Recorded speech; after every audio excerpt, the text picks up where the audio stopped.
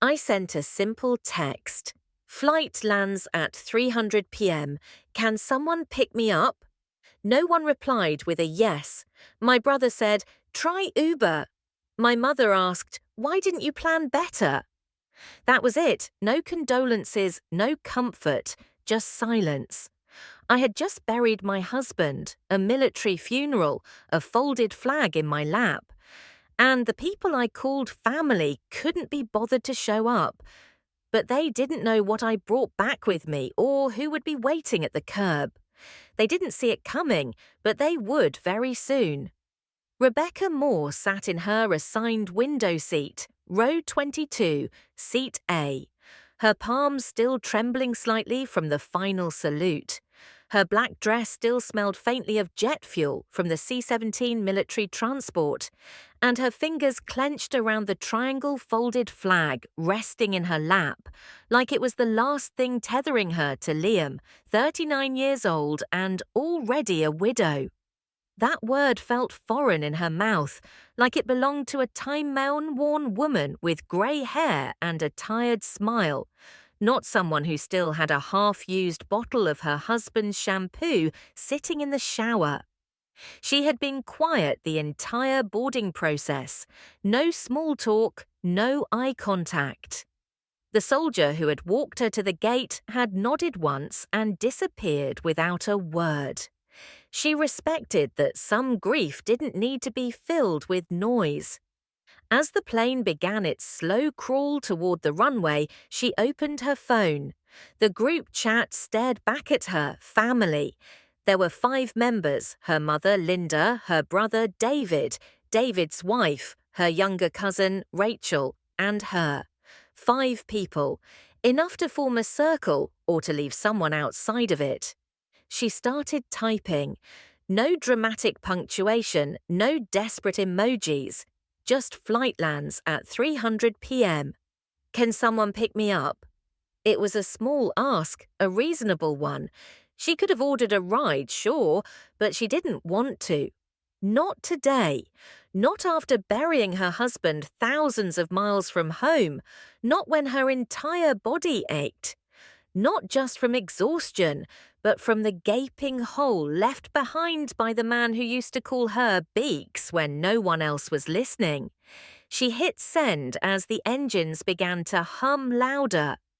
10 seconds later, the first reply came in. David, we're busy. Try Uber. She blinked, reread it. Busy. Try Uber, as if she'd asked for a favor during rush hour on a Tuesday, not at the end of her husband's military funeral. Then another message. Linda, why didn't you plan better? Plan better. Like maybe she should have scheduled her grief, aligned her flight with their convenience, or buried Liam on a weekday to avoid weekend plans. No one asked how the funeral went. No one asked if she was okay. No one said they were sorry. Rebecca stared at the screen, the soft ping of the seatbelt sign echoing overhead. She felt a coldness rise in her. Not the kind that made you cry, but the kind that made you see everything clearly. That moment high above the ground, she realized something. Sometimes family doesn't forget you. They just choose not to see you at all. She thought about replying, thought about saying something biting, something that would sear into their conscience, but she knew it wouldn't matter. These weren't people who would feel shame. These were people who believed absence was the same as neutrality. Instead, she typed, "No worries," and that was it. She put her phone in airplane mode and stared out the window as the aircraft lifted into the clouds. Below her, the land fell away. So did the illusion that family would always be there. Above the earth, somewhere between grief and clarity, she made a silent promise to herself. This was the last time they'd ever leave her waiting. The plane steadied mid-air, cruising through a sky so clear it felt almost insulting. Rebecca sat motionless, the hum of the engine vibrating quietly through her seat. She didn't cry, not because she wasn't hurting, but because there was a deeper ache now, one that had grown roots so far down, no tear could reach it. She glanced at the folded flag again. The corners were sharp, edges crisp. It had been handed to her with ceremony, with reverence. On behalf of a grateful nation, the officer had said, and yet the nation hadn't abandoned her, her family had. Her hands lay still on her lap, but her thoughts swirled like the clouds outside. Memories rose uninvited, Christmas mornings, where she drove hours to be home just to see them all for breakfast. Birthday parties where she baked the cake because no one else remembered to. The time her mother needed help after surgery, Rebecca had flown home, cancelled meetings, slept on the floor beside her mother's bed. And when David lost his job, she'd lent him money, no questions asked, because that's what you do for family, or what she used to believe you do. Yet in every moment that counted, every time she truly needed someone, they were ghosts, unavailable, busy, distant. She used to think it was circumstance, timing, bad luck. But now, sitting here with silence in her inbox and a flag in her lap, it hit her.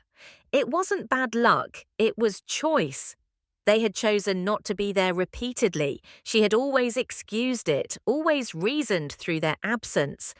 But grief has a way of clearing the fog, of stripping excuses down to their bones. There were no calendar conflicts here, no traffic delays, no missed calls. They saw the message, they just didn't want to answer it. Rebecca leaned her head back, closing her eyes. The tears stayed behind her eyelids where they belonged. This wasn't a moment for sadness. This was something sharper, like stepping barefoot onto concrete after fire, a sting, but also clarity. She thought about how easy it would have been for David to swing by the airport, how simple it would have been for her mother to say, "I'm sorry you're going through this." But instead, their first instinct had been to deflect, to deny her the smallest act of support. She'd given them chances, more than they deserved, and now she was done. Her fingers hovered over her phone, still on airplane mode. She remembered typing, "No worries." It wasn't just a reply, it was a resignation, a line drawn in invisible ink that only the betrayed could read. No worries. It wasn't forgiveness, it wasn't surrender. It was a declaration, quiet, clean, final. She wouldn't beg again, wouldn't explain again, wouldn't twist herself into knots to be palatable to people who couldn't even offer her a ride.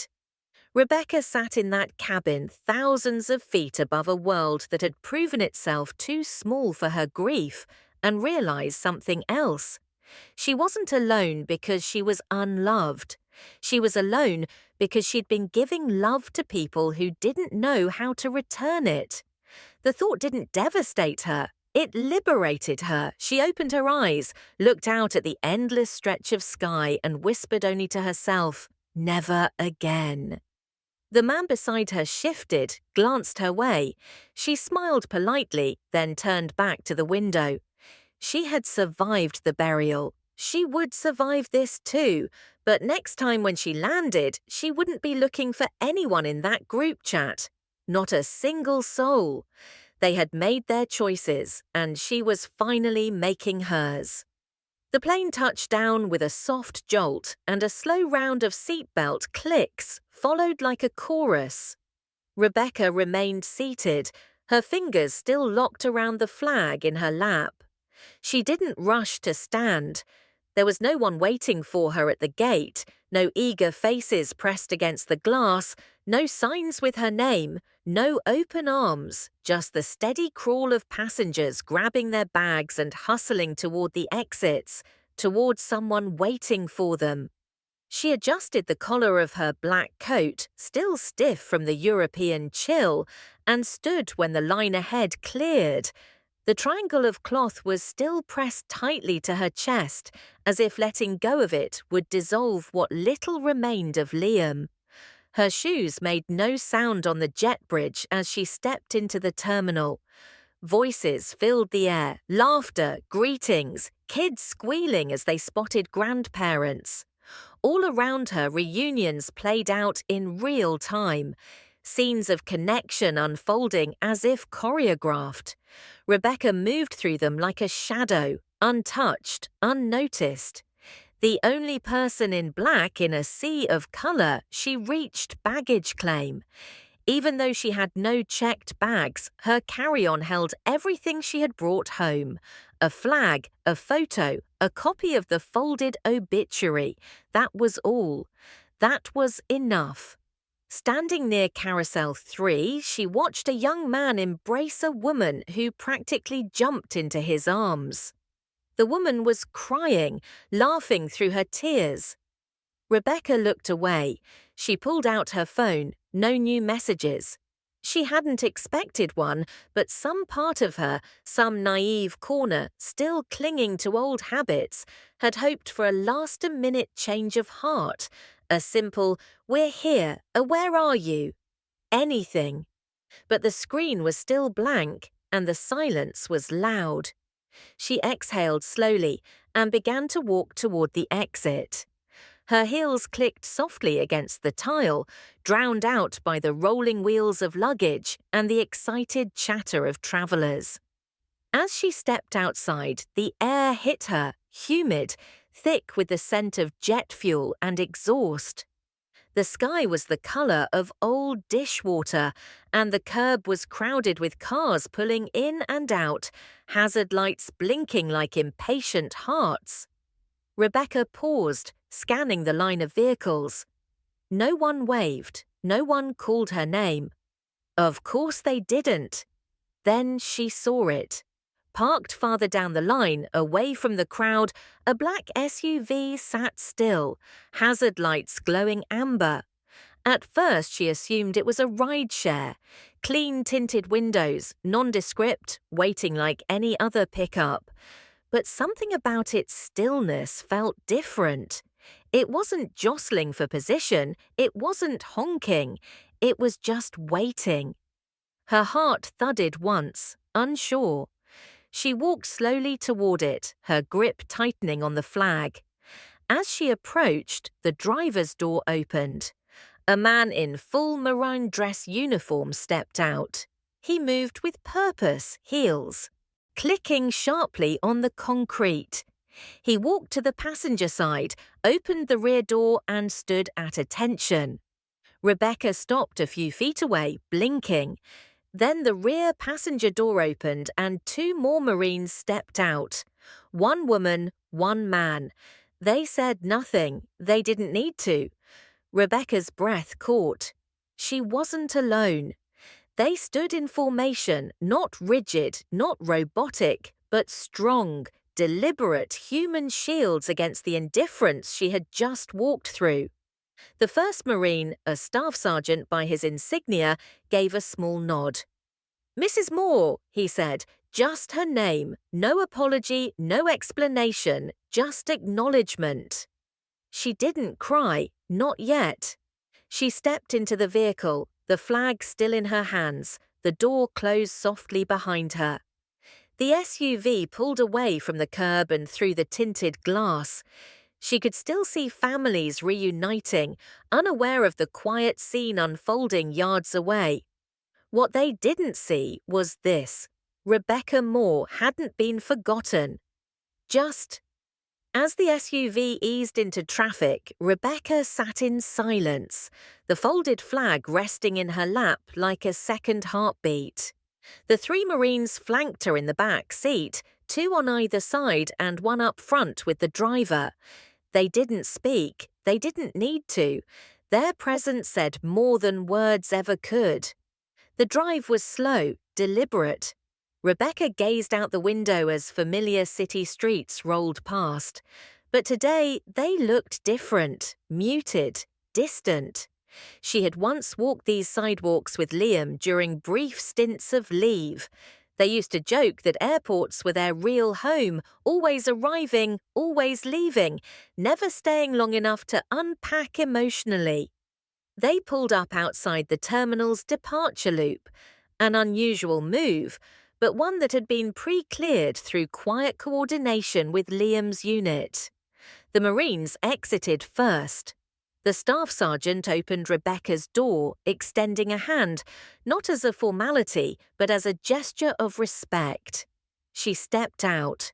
Cameras clicked. She hadn't noticed the small press presence until then. Local news vans parked across the street. A single cameraman standing beside a reporter. Rebecca didn't flinch. Her black heels met the concrete with precision. She adjusted her coat, straightened her back, and then, in a moment that wasn't planned but felt fated, she paused. The Marines closed in around her, forming a protective formation. Not stiff, not ceremonial, intentional, loyal, her honor guard. The camera zoomed in. Rebecca turned slightly, just enough for the camera to catch the flag in her arms. She didn't wave. She didn't cry. She simply nodded once. It was not for the camera. It was for Liam. The moment lasted seconds, but it stretched like eternity. Later that evening, the scene aired on the local news channel 5, sandwiched between the weather and sports. The anchor, with a voice tuned for gravitas, introduced the segment. Today, a military widow returned home alone but not unaccompanied. The footage rolled. Rebecca, stepping out of the SUV, dressed in black, flag in hand, her head held high. Behind her, 3 Marines stood still as marble. The image struck a chord instantly, and in a modest kitchen lit by a single pendant light, Linda Moore dropped her wineglass. It shattered across the tile. Across town, David paused mid-bite, staring at the screen, fork hovering in mid-air. They knew that face. They knew that silence. And they knew without a single word being spoken that this was not just a news segment. It was a reckoning. Rebecca hadn't named them. She hadn't dragged anyone online or aired family secrets. But the message rang clear. When she needed them, they told her to try Uber. When she came home, strangers stood where her family should have been. That visual, her surrounded by soldiers instead of siblings, carried more weight than any confrontation ever could. Online, the clip began to spread. Viewers tweeted, "Who is this woman?" That's strength, that's dignity, that's what showing up looks like. She hadn't sought attention, but truth has a way of echoing. A journalist posted a still shot, Rebecca with the flag, Marines behind her, and captioned it, "Some statements don't need sound." And that was exactly it. Rebecca hadn't spoken, but her silence spoke for every person who'd ever been left behind, overlooked, or told they were asking for too much when all they wanted was to be seen. She hadn't delivered a speech, she delivered a moment. And her family, they couldn't escape it, not anymore. The group chat remained silent.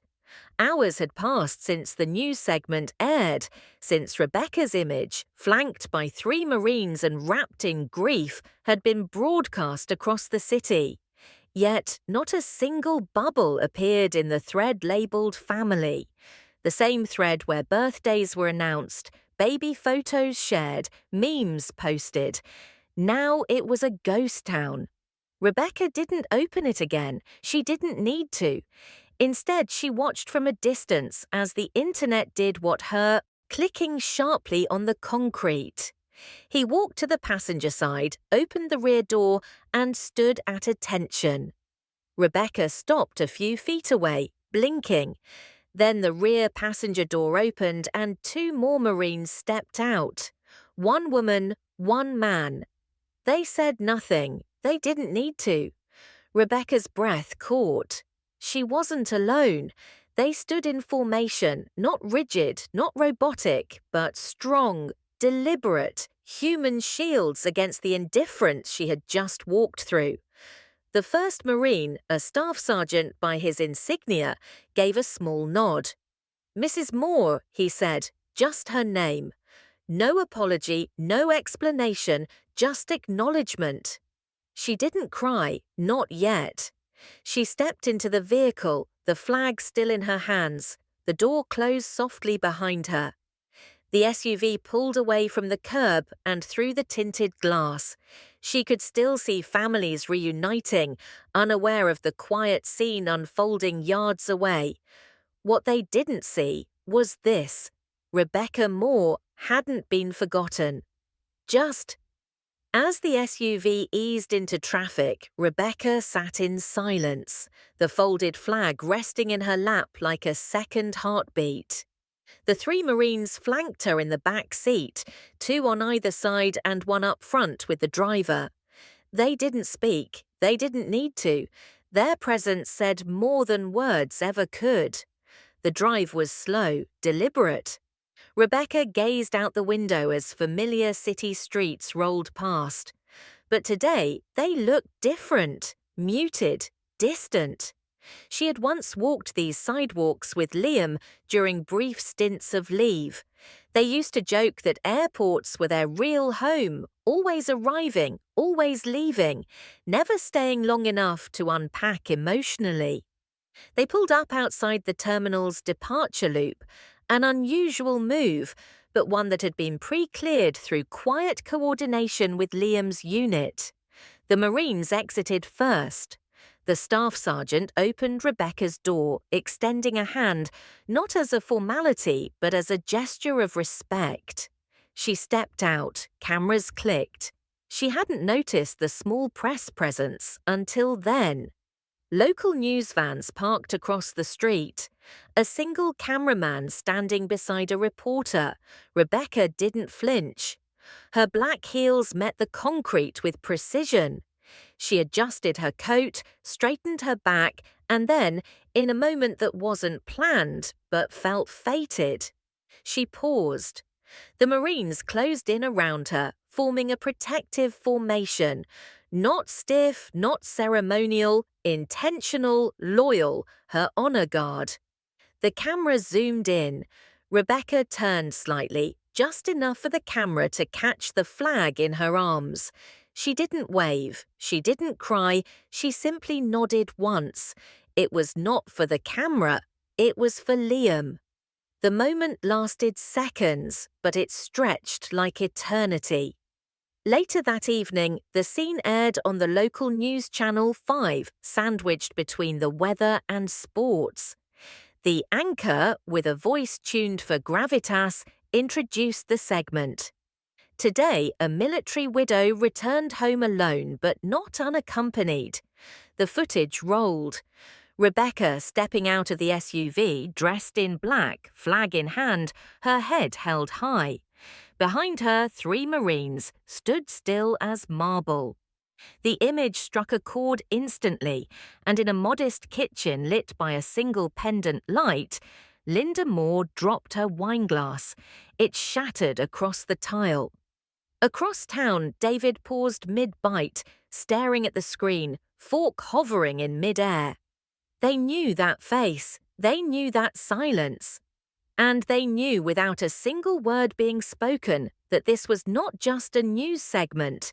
It was a reckoning. Rebecca hadn't named them. She hadn't dragged anyone online or aired family secrets. But the message rang clear. When she needed them, they told her to try Uber. When she came home, strangers stood where her family should have been. That visual, her surrounded by soldiers instead of siblings, carried more weight than any confrontation ever could. Online, the clip began to spread. Viewers tweeted, "Who is this woman?" That's strength, that's dignity, that's what showing up looks like. She hadn't sought attention, but truth has a way of echoing. A journalist posted a still shot, Rebecca with the flag, Marines behind her, and captioned it, Some statements don't need sound. And that was exactly it. Rebecca hadn't spoken, but her silence spoke for every person who'd ever been left behind, overlooked, or told they were asking for too much when all they wanted was to be seen. She hadn't delivered a speech, she delivered a moment, and her family. They couldn't escape it, not anymore. The group chat remained silent. Hours had passed since the news segment aired, since Rebecca's image, flanked by 3 Marines and wrapped in grief, had been broadcast across the city. Yet not a single bubble appeared in the thread labelled family. The same thread where birthdays were announced, baby photos shared, memes posted. Now it was a ghost town. Rebecca didn't open it again. She didn't need to. Instead, she watched from a distance as the internet did what her family wouldn't, acknowledged her. Complete strangers reached out. Some messaged directly offering words like respect, honor, you didn't deserve that. But most she discovered through reposts and threads online. On one popular community forum, a user had posted a still from the broadcast. Caption: her family told her to Uber, so the Marines showed up instead.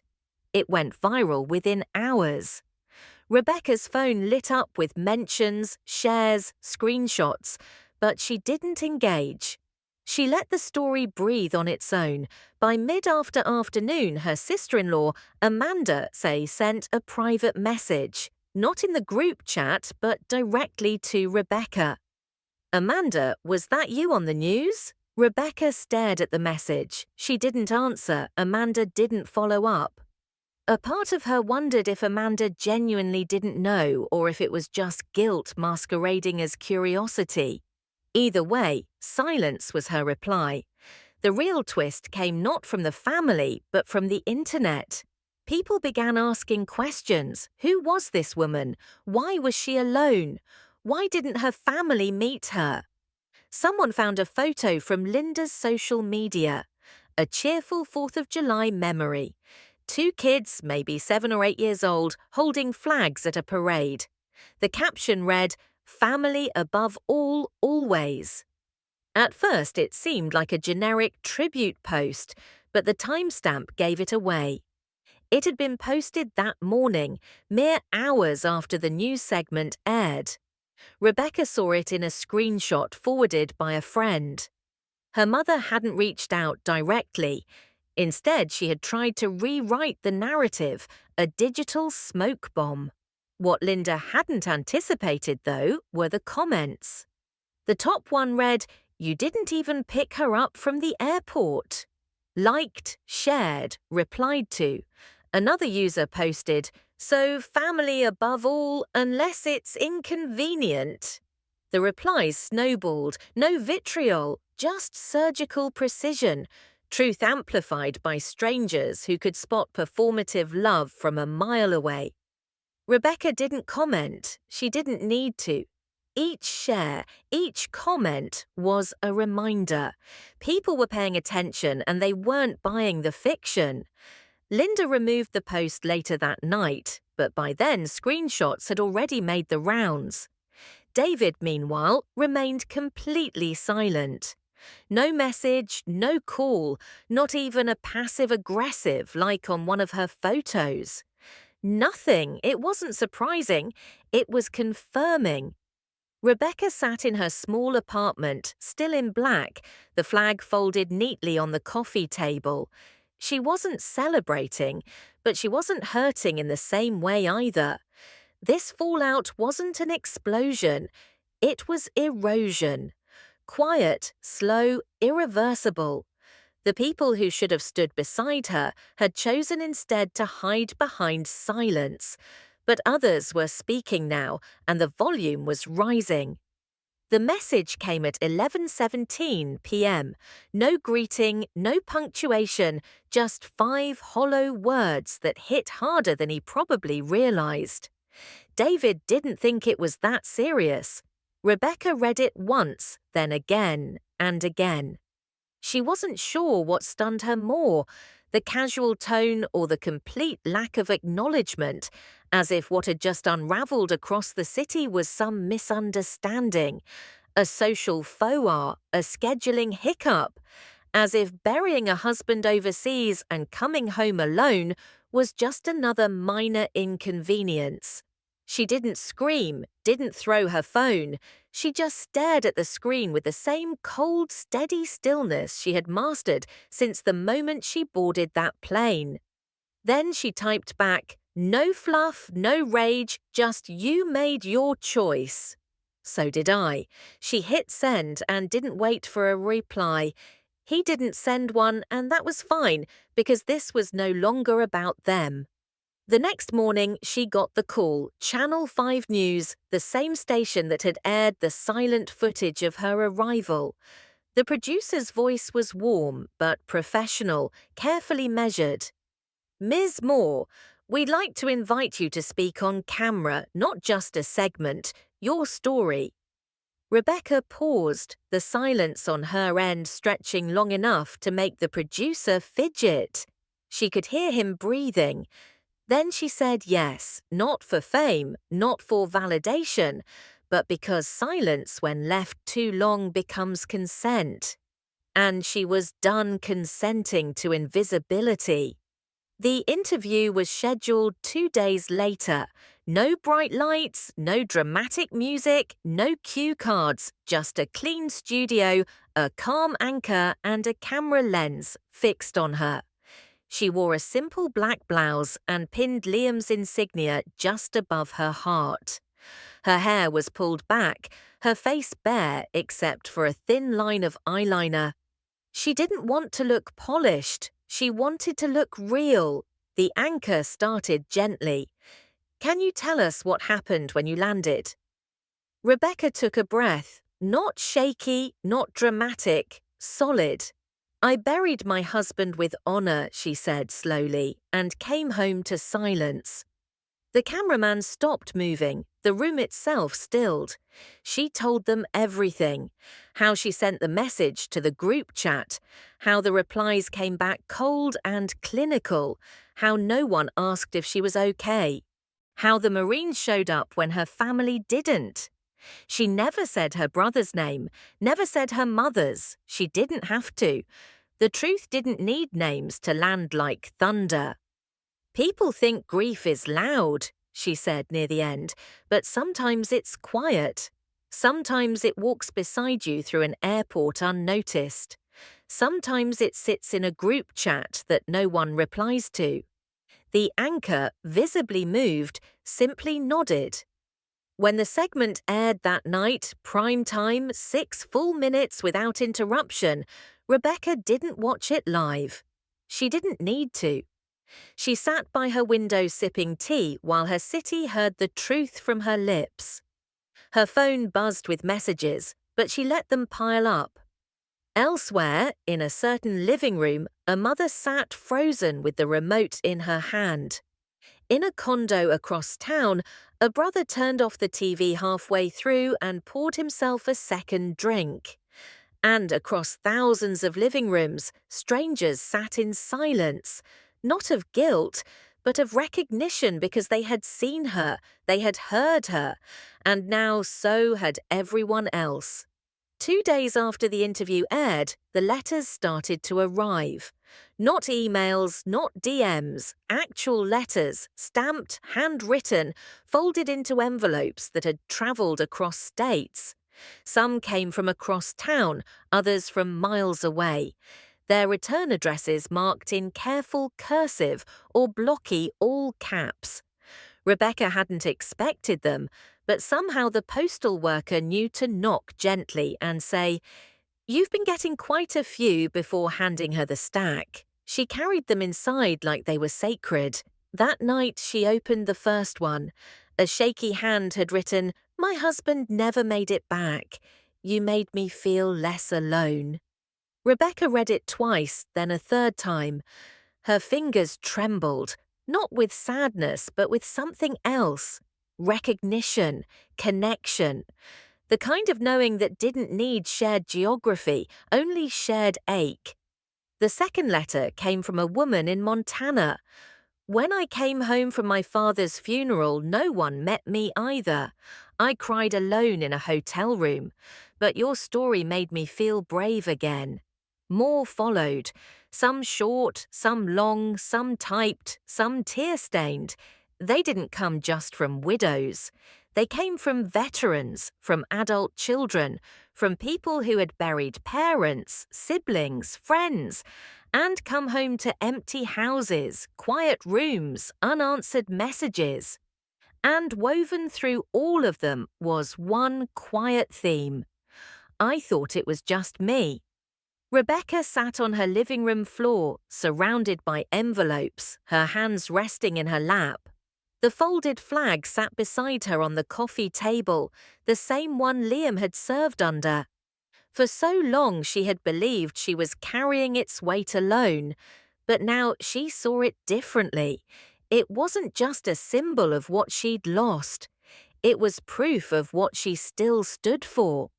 Flowers began to arrive next, not dramatic bouquets, but soft bundles of wildflowers, daisies, lavender, sunflowers, notes tucked between the petals. For standing tall, for speaking what we couldn't. You were never alone, we just hadn't found each other yet. One woman, a retired army nurse from Ohio, sent a care box filled with cookies and knitted scarves. Her note simply read, "We don't have to know each other to love each other." Rebecca didn't post about them. She didn't take pictures for sympathy or clout. She stacked the letters in a shoebox and placed the flowers in glass jars she hadn't used in years. She left them on every windowsill. Her home began to smell like a meadow. She had expected silence after speaking up. Instead, she found a chorus. The real shift came when she opened a letter that felt different the moment she touched it. Thicker paper, tidy penmanship, no return address. Inside was just one sentence. Some of us were watching, but now we're ready to act. And beneath it, tucked carefully, was a folded flyer printed in bold, simple font. Welcome Project, Ground Team Volunteer Meeting Location. TBD, you decide. No instructions, no contacts, just invitation. Rebecca sat with the letter in her hands, heart thudding, not because someone had offered her help, but because someone had invited her to lead. She had told her truth. Now others wanted to build something with it. She wasn't sure what it would become, but she knew this. The loneliness she had once carried like armor was slowly being replaced by something else. Solidarity, and that might be even heavier. But it was a weight she was willing to bear. It started with a name, not a grand mission statement or a polished website, just a name scribbled on the back of the letter she had received. The Welcome Project, 2 words, simple, quiet. But to Rebecca, they rang louder than any apology her family never sent. She bought a cheap domain, opened a free email account, and began reaching out first to the people who had written to her, then to a few veteran support forums. No pitch, no donations requested, just a question. What if no one had to come home alone again? Within days, responses flooded in. Widows, active duty spouses, former service members, therapists, volunteers from 5 states raised their hands figuratively and literally. People who had stood where she stood. People who didn't want to watch others do it alone. Rebecca didn't try to create a non-profit with layers of bureaucracy. She built a network, swift and human. Sign-up sheets, airport pickup rotas, meal drop calendars. She called it support without spectacle. Just showing up. No cameras, no medals, no speeches. In the second week, someone donated a van. A woman offered her event space for free. A retired Navy officer printed welcome signs. One read, "We've got you." Rebecca cried when she saw it. Not because it was beautiful, but because it was exactly what she needed to hear. Months too late, but right on time for someone else. She organized their first team to meet at JFK, one of the busiest, most impersonal airports in the country. They coordinated quietly, one widow flying in from Frankfurt, husband buried on foreign soil, no one waiting for her until now. Rebecca couldn't attend in person, but someone sent her a photo. A group of 5 stood at arrivals, diverse in age, background, uniform, all holding the same sign. "We've got you." And in the center of the image, a young woman emerged from the crowd. Alone in black, her face half hidden by sunglasses, her steps uncertain. Then she saw them. Her hands flew to her mouth, her knees buckled slightly. One volunteer rushed forward, not to catch her, but to stand beside her to anchor her. The photographer caught the exact moment the woman leaned into the group, not collapsing, not breaking, but resting, being held. Rebecca stared at the photo for a long time. She didn't post it, someone else did. Within hours, it went viral. The caption was simple: "She didn't come home to silence, she came home to us." The Welcome Project wasn't a quiet idea anymore. It was a movement. Requests came in from other airports: LAX, O'Hare, Atlanta, DFW, offers of help, of rides, of meals, of dignity. News outlets reached out again, but this time not to ask about Rebecca's story. They wanted to know about the women behind the Welcome Project, the new faces, the new beginnings. And suddenly, Rebecca wasn't just the woman whose family left her behind. She was the one who built the system that others could lean on. She had gone from being forgotten to being the one no one could ignore. And it all started with silence. Now she was rewriting the way people came home. The voicemail came 3 days after the photo from JFK went viral. Rebecca recognized the number before the first ring finished. She let it go to voicemail, not out of pettiness, not even out of defiance, but because she already knew whatever was coming wouldn't change anything. Still, curiosity lingered, like a dull ache at the edge of healing. She stared at the notification for a while, thumb hovering over the play. Then she walked away. 2 hours later, she came back to her phone. This time, she didn't hesitate. She pressed play. The voice that came through was familiar, trembling, uncertain. "Hi, sweetheart, it's Mum. I saw the news. I didn't know how to help. I wasn't sure you'd even want me there. I Rebecca stopped the message halfway through. She didn't need to hear the rest. There was nothing new in that voice, just the same excuses repackaged with regret. No ownership, no apology, just deflection masked as confusion. She deleted the message, not out of anger, but because it no longer held weight. It was strange, the clarity that came with being seen by the world. Not the fame, Rebecca didn't care about that, but the undeniable truth that for once other people had witnessed what she had endured quietly for years. And now, when her mother called too late, her silence said more than any long-winded apology could. She didn't tell anyone about the voicemail. She didn't need backup. She had herself now. 2 days later, she received a donation notification to the Welcome Project's account. Anonymous, no message attached, just a modest contribution, enough to cover a week's worth of gas for airport pickups and a few pre-act meals for new widows. She almost ignored it, but something tugged at her. She checked the timestamp 2 minutes after the voicemail. She smiled, not with joy, with finality. David, he couldn't bring himself to text again, couldn't say the words. So he sent money like a child sliding a peace offering under a locked door. She didn't refund it, but she didn't respond either because forgiveness wasn't a receipt and she wasn't selling closure. She sat that night in her apartment, the lights low, a candle flickering near the window. A stack of new volunteer sign-ups sat on the kitchen counter.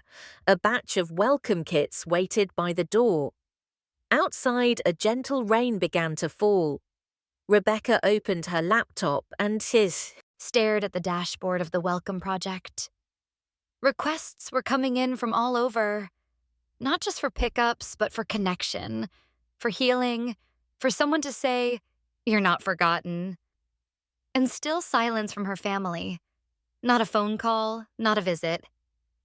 Just that one voicemail and one anonymous transfer, both weighed down by guilt, not love. And yet, Rebecca didn't feel hollow. She felt free. The irony wasn't lost on her. It wasn't their absence that hurt the most anymore. It was how little she needed their presence now. They had been the sun once, central to her orbit. Now they were just fading stars flickering on the edge of her sky. That weekend, she attended a small gathering organized by another military spouse. Just a circle of folding chairs in a community center basement. No podium, no speeches, just stories. When it was her turn to speak, she stood slowly, eyes scanning the room. "I used to believe that family meant built-in safety," she began. "That the people who share your blood will be there no matter what. I don't believe that anymore." No one flinched, she continued, voice steady. "Sometimes the deepest cuts come from those who should have shielded you. But sometimes healing comes from strangers, people who show up without needing an explanation." A woman across the circle wept quietly. A man nodded slowly, his hand resting on the knee of the woman beside him. "I didn't build the Welcome Project to fix my grief," Rebecca said. "I built it because grief shouldn't be navigated alone, and I know now I never was." She sat down, no applause, just silence. But this time it was sacred. Later that night, as she prepared care kits, her phone buzzed again. This time it was a text from an unknown number. Just a single sentence. "You didn't need us after all." Rebecca stared at it, heart still. No name, no punctuation, but she knew the voice behind it. "Linda, it wasn't an apology. It was an admission, and it came too late." She typed a reply, deleted it, then typed another. Finally, she set the phone down and walked away because not every reckoning needs a response. Sometimes silence is the closing door. Within weeks, the Welcome Project evolved from a whisper into a movement. What began as a few volunteers standing at airport gates with homemade signs quickly transformed into coordinated arrival teams across multiple states: JFK, LAX, Atlanta, Dallas, Seattle. Their presence was quiet but unmistakable. People in matching navy shirts, arms open, voices soft, eyes knowing. And as the network grew, so did the requests for help, for partnership, for leadership. Rebecca began receiving invitations from conferences, nonprofit roundtables, university panels. They didn't want her for her tragedy. They wanted her for her voice, her clarity, the way she had turned silence into structure. She was hesitant at first. Public speaking had never been her dream, but slowly standing in front of others started to feel less like performance and more like responsibility.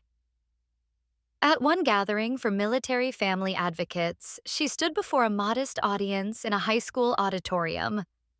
Mothers, spouses, children, many with eyes rimmed red, not from sadness, but from relief. They had finally found a room where they didn't have to explain their pain. Rebecca spoke without notes. I didn't plan to build anything, she said. I just didn't want the next widow stepping off a plane to feel what I felt. That gut punch of knowing no one's coming. People listened, not with applause in mind, but with hearts open like wounds. After the session ended, Rebecca stepped down from the stage and mingled quietly. Some thanked her, others hugged her. But one woman, maybe in her 60s, approached with a quiet intensity in her gaze. She was dressed simply, a pearl necklace around her collar, hands slightly trembling. "You don't know me," she said, "but you saved my daughter." Rebecca blinked. I don't. She flew in from Germany. Her husband, he didn't make it back. She didn't tell us right away. She didn't want pity. She said she'd manage, but I saw the photos. You were there. Or, well, your people were. Rebecca's breath caught. The woman's voice didn't waver. She said the moment she saw them, she didn't feel weak anymore. She felt seen, like someone in the world understood without her needing to explain. Tears pricked the corners of Rebecca's eyes, but she held them back. The woman reached out, took her hand. You weren't just there for her. You were the reason she believed it was okay to ask for help again. In that moment, something shifted. It wasn't about recognition. It wasn't about redemption. It was about legacy. She had been painted publicly, even privately, as the woman left behind. The widow, the girl whose family told her to try Uber. But now, to this woman and to countless others, she was something else entirely. A symbol, a sister, a lighthouse in someone else's storm. That night, back In her apartment, Rebecca stood over a growing map on her wall. Pins marked the cities with active welcome project teams. A small stack of thank you notes sat on the table nearby, each one signed with names she'd never known before this season of her life. And in the center of the map, pinned in bold red, was JFK, where it had all truly begun. She looked at the wall, then at the folded flag still resting in the same place on her bookshelf. Liam's flag. His sacrifice had been honored, but now so was hers. Not through parades, not through medals, but through presence, through being the one to stand in the gap when no one else did. She touched the corner of the flag, then whispered it. Not to him, but to the women still out there, boarding planes, burying futures, walking alone. I've got you. And she meant it. The candlelight flickered like whispers, soft and unsteady, but together forming a sea of gentle light stretching across the park lawn. Rebecca stood near the back, hood pulled over her head, hands tucked into the sleeves of her sweatshirt. She hadn't planned to attend. The vigil wasn't her idea. It had been organized by a group of volunteers from the Welcome Project. A thank you, they said. A night to remember those who came home alone and those who never came home at all. She had tried decline politely. She wasn't a figurehead. She was just a woman who had been left behind. But then she thought about Liam, about the folded flag, about the first widow they'd welcomed at JFK. So she came. She didn't speak. She didn't walk to the front. She didn't light the first candle or hold the mic. She just blended into the background, where shadows could hide the emotions she wasn't ready to share. Someone played soft music from a speaker hidden behind a row of folding chairs. Others whispered prayers. Some simply stood in silence, candles in hand, tears on cheeks.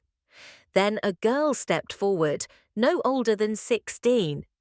Her sweater sleeves covered her hands, and her voice shook as she began to sing, "I'll carry you home." The words floated through the air, light but weighted, as if they belonged to every person who had ever waited at a terminal alone. Her voice cracked midway through, but she kept singing, and no one looked away because the trembling was real, the kind that only grief, love, and unspoken understanding could produce. Rebecca felt her knees threatened to buckle, but she didn't move. She focused on the flame of the candle a few feet in front of her, how fragile it was, how steady it remained despite the wind. And then, from the corner of her eye, she saw him. At the far edge of the crowd, where the circle of light began to fade into shadow, stood David, her brother, hands in his coat pockets, shoulders slightly hunched. No candle, no sign, no words, just presence. Rebecca froze. He wasn't supposed to be here. He hadn't RSVP'd, hadn't messaged, hadn't tried to reach out since that one donation. He had disappeared into the silence like so many others had. And now here he was at the one place where her new life had fully taken root. He didn't move closer, didn't make a scene, didn't try to find her in the crowd. He just stood there, as if the distance between them had solidified into something permanent. Rebecca didn't wave, didn't nod, didn't acknowledge him because she didn't have to. His presence wasn't reconciliation, it was observation. He had come not to connect, but to witness, to see the daughter, sister, widow he hadn't met at the gate. Now he saw her surrounded by strangers who weren't really strangers anymore, people who had carried meals to her door, people who had held up signs for other widows, people who had built a community where hers had failed. He saw the flickering lights. He heard the song. He felt the silence, not of shame, but of reckoning, and that was enough. Rebecca turned her gaze back toward the front of the crowd, toward the girl, now finishing the song, tears catching in her throat.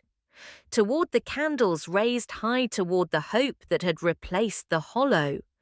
She didn't cry, but something inside her settled like a ship dropping anchor after a long, brutal storm. She didn't need David to say anything because his silence had already spoken and the sentence had been passed. He wasn't the villain in her story. He was just a footnote, the one who didn't show up when it mattered and only appeared when the story was already written without him. Rebecca didn't sleep that night. She lay on her back, eyes fixed on the ceiling, her thoughts circling like migrating birds that couldn't quite land. The image of David at the vigil haunted her, not because he'd said or done anything, but because he hadn't. He had stood there at the edge of the light, watching a version of his sister he no longer recognized, watching her being embraced, remembered, celebrated by strangers. But he hadn't stepped forward, and maybe that silence said more than any apology ever could. The next morning, a text came through from his number. David didn't think it'd get this big. Rebecca stared at the screen, her thumb hovering for a moment. Not, "I'm proud of you," not, "I'm sorry I wasn't there." Just a comment on the size of the thing, the reach, the headlines, as if this were about going viral, as if her grief had turned into a media wave he hadn't anticipated. She didn't reply right away. She read the message again, slowly, deliberately. Then she typed, "Rebecca, you picked your side." She hit send. No flourish, no follow-up. That was all he was getting. There were no duvers in this kind of betrayal, only reminders, and this was one. Later that week, Rebecca was invited to speak at a symposium for families of fallen service members. A panel of widows and veterans gathered in a sunlit auditorium. No cameras, no press, just people whose lives had been permanently split into before and after. When her turn came, she stepped onto the stage, glanced at the modest crowd, and paused.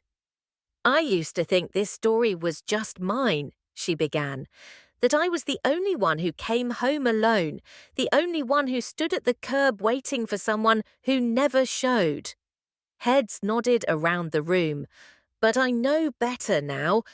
This isn't about one family, one betrayal. It's about the way we talk about loyalty, about blood, about who gets to call themselves family when the planes land and the grief begins. The silence that followed wasn't awkward. It was reverent, Rebecca continued. The Welcome Project didn't just rise from my pain, it rose from a question. What if we did family differently? What if we showed up because we chose to, not because we shared DNA? A woman in the front row wiped her eyes. A young man squeezed his mother's hand. This isn't just about being left behind, Rebecca said. It's about building something stronger in that absence. Something that doesn't crumble when it's inconvenient. Something that says you matter even when it's hard to look at you. When the session ended, people approached her, not with platitudes, but with plans. One group wanted to start a local chapter of the Welcome Project. Another asked her to help train their volunteers. A widow offered her basement for storage space. A teenager asked if she could design T-shirts. They weren't fans, they were builders. She wasn't just a speaker anymore. She was a leader in a quiet revolution.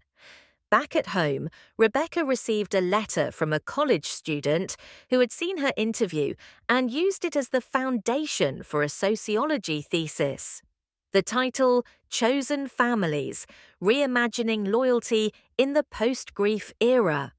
Rebecca read the opening paragraph aloud. When biological ties fail to hold, communities often rise to fill the void. Loyalty, then, is not inherited, it's earned. The story of the Welcome Project is not just one of personal recovery, but of collective redefinition. What does it mean to be family in a world where grief isolates and silence betrays? She folded the letter carefully and slid it into the file labeled Correspondence alongside dozens of others from across the country. This thing had grown beyond her. It had grown beyond Liam, beyond the airport, beyond David. It was now part of something deeper, a cultural shift in how people understood presence, obligation, and love. Her story had sparked it, but it wasn't hers to control anymore, and she liked it that way. She glanced at her phone once more. No reply from David. No, I didn't mean to. No, I'm sorry. Just silence. And this time, it wasn't painful. It was peaceful.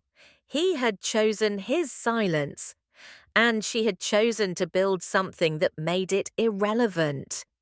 It was a Sunday when the headline dropped. Rebecca didn't know it was coming. She hadn't scheduled an interview or posed for a photo. But someone from the city paper had attended a recent Welcome Project event quietly, respectfully, and had written a feature that landed on the front page of the weekend edition. From Grief to Ground Crew, how one widow rebuilt what her family forgot. She read the article once, sitting at her kitchen table, coffee cooling beside her. Then she read it again, slower. The journalist had captured it all, not just the story of being left at the airport, but the deeper journey, how she turned absence into architecture, how she built not a monument to her pain, but a network of presence. The piece included quotes from volunteers. One of them, a woman who had joined after her own husband died overseas, said, "Rebecca didn't save us. She reminded us we could save each other." Rebecca folded the paper gently and placed it on the counter. She didn't cry, she didn't smile, she just breathed. That afternoon, at a local Welcome Project welcome centre, an old library space converted into a hub for care kit packing and volunteer briefings. She stood by a folding table arranging boxes. Each box included a handwritten note, a warm blanket, a grocery gift card, and a contact list for local support. People bustled around her, young, old, some in uniform, some not. The air buzzed with calm purpose. No one treated her like a celebrity, they treated her like family, the kind that showed up. A woman approached her, maybe late 40s, eyes tired but kind. She hesitated before speaking. "You're Rebecca, right?" Rebecca nodded. The woman took a breath, then stepped closer. "I just wanted to say you saved my daughter." Rebecca blinked. "I don't—" "She lost her husband last fall, wouldn't talk to anyone, shut us all out." Then she saw the story about you, about the Welcome Project, and something cracked open. She flew out to volunteer, packed a suitcase, said she needed to be around people who understood without asking questions. Rebecca's throat tightened. "She's still grieving," the woman said, "but now she's breathing." They stood in silence for a moment, the weight of what had been built between them almost too sacred for words. The woman placed a hand over Rebecca's. "You gave her something I couldn't. Thank you." Rebecca simply nodded, unable to say more. Outside, beneath the shade of a sycamore tree, two figures stood still quiet, watching Linda and David. They hadn't come inside, hadn't spoken to a soul, just lingered at the edge of the event as if proximity could replace presence. Rebecca saw them through the glass door. She didn't wave, didn't move toward them. She had no anger left, no words that hadn't already been spoken without being said. They stood in the shadow, and she stood in the light. They hadn't been invited, and they hadn't earned their place. But here they were, finally witnessing what they had once ignored. She turned away from the window, back to the table, back to the people who didn't ask her to be smaller, who didn't tell her to move on or keep quiet, who simply stood with her box after box, welcome after welcome. She had lost a family, but she had built another, and this one didn't need her to bleed to belong. The kitchen was quiet. Rebecca stood by the counter, folding a navy blue Welcome Project t-shirt into a care kit for a widow she had never met. The sleeves tucked just right, the logo centered, a card slid beneath the collar. "You are not alone. We've got you." She placed the shirt gently into the box, smoothing it down with her palm like she was tucking in a child for the night. There was a rhythm to it now, these small, intentional movements that had become part of her healing, a kind of ritual, not of grief, but of rebuilding. Outside, the sun dipped behind the rooftops, casting long shadows across the wooden floor. The house smelled faintly of lavender and clean laundry. It was the scent of comfort, not perfection, not performance, just warmth. No one had called all day. No missed calls from her mother, no texts from David. And for the first time in a long time, Rebecca didn't check for them. She didn't hope for a follow-up message or an apology wrapped in guilt. She didn't ache for closure because something deeper had settled in her bones. The understanding that closure wasn't something others gave you. It was something you gave yourself when you stopped bleeding for people who had let you drown. She opened the drawer beside her and took out another card, wrote the name of the new widow carefully at the top, then signed it with love, Rebecca. No last name, no explanation, because now everyone knew who she was. She didn't need to explain herself anymore. Her story had already told itself. The next morning, she stepped outside to find a package on her porch. Flowers again, this time a bundle of yellow tulips wrapped in brown paper. A note was tied around the stems. To the woman who redefined coming home, no signature. She placed them on the kitchen table beside a growing collection. Her windowsills were full, her counters lined with thank you notes. Photos of women and families she'd never met in person, messages from volunteers, scribbled drawings from children who had watched their parents be welcomed by Rebecca's people. Not her blood, but her family nonetheless. Later that day, she was invited to speak at a memorial hosted by a national military spouses network. Not for a keynote, not for a grand performance, just to tell her story. She stood behind a modest podium, the crowd bathed in candlelight. Rows of faces, some proud, some shattered, all listening. "I came home alone," she said, "but I didn't stay that way." She spoke about Liam, not his rank or medals, but his laugh. The way he once told her, "If anything ever happens to me, don't let silence win." And she hadn't. When she stepped off the stage, a woman touched her elbow, pearl earrings, eyes wet. "My daughter," she whispered. "She was on your first welcome pickup. You saved her." Rebecca gripped her hand tight. No words needed. In the distance by a tree, two familiar figures stood. Figures stood again. Linda, David. They hadn't announced themselves, hadn't come forward, just lingered where the light began to fade. Rebecca saw them, didn't wave, didn't smile. She just turned back toward the circle of people who had claimed her without condition. Because sometimes punishment isn't rage, it's replacement. It's watching strangers clap for the daughter you forgot to meet at the gate. That evening, she returned home and prepared one last care box before bed. As she sealed it, the doorbell rang. A volunteer couple, newlyweds, both former military, dropped off supplies. The woman hugged Rebecca tightly as if they'd known each other for years.